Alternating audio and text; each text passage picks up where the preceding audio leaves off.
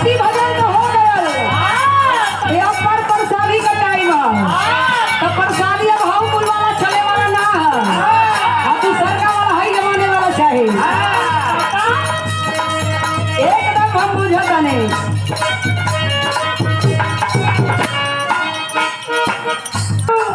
कि मरद बराती मन मिलल हराम एकदम करा के चले।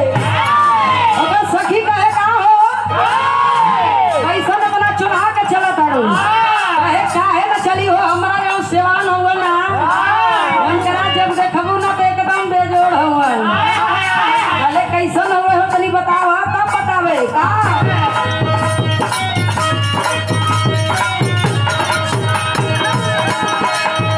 हम कतार गहनी हो सुनर बार पहनी हो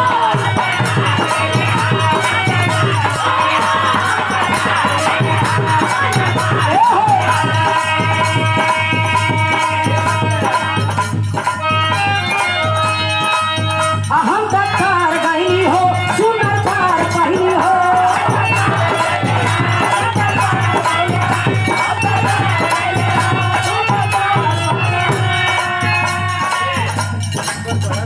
आगे का लाइन ले चल। हाँ एकदम एकदम आगे का मालो ले ले लेगा। हम कतार गहनी हो सुनर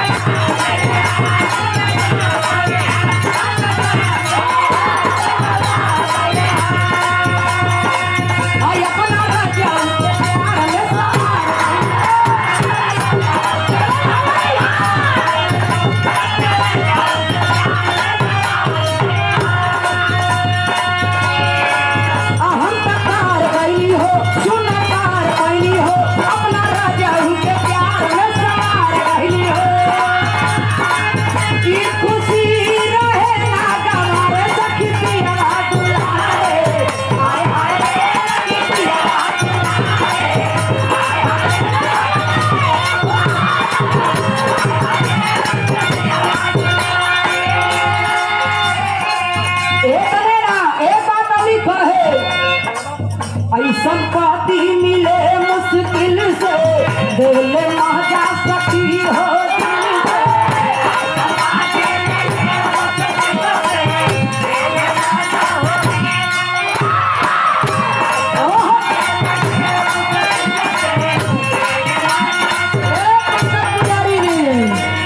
आपका ध्यान किधर है?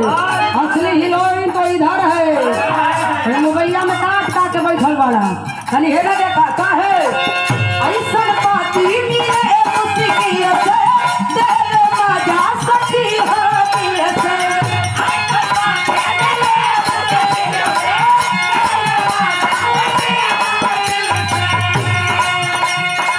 सच पे श्री मन करे दीवार सखी पिया दुलारे हाय हाय रे पिया दुलारे हाय हाय रे पिया दुलारे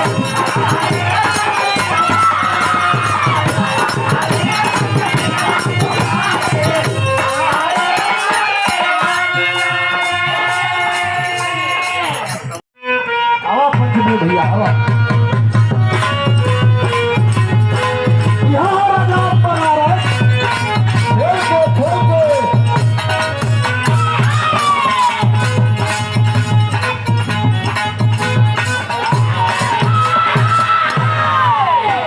और श्री सीताराम भावती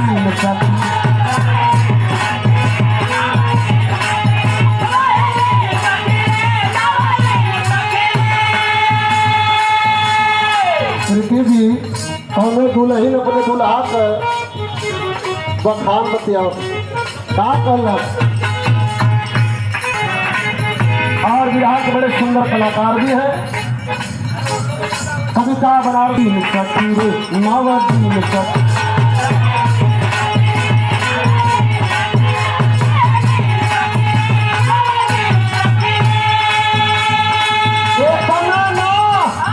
माई का नाम आवाज अकेला दिन दिन सतीरे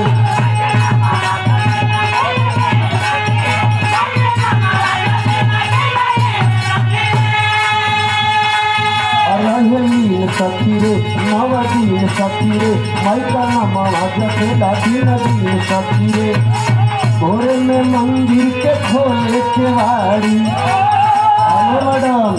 हेलो मैडम आपका ध्यान किधर है? पंकज पुजारी इधर है। भोरे में मंदिर के खोले के बाद सखी पंकज पुजारी हाय हाय रे सखी पंकज पुजारी।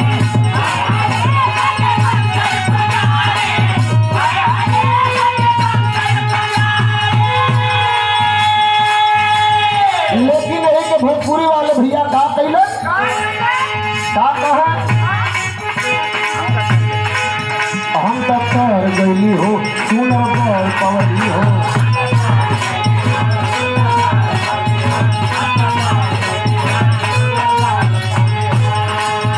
अपना रजऊ के हेलो अपना रजऊ के प्यार में स्वर्ग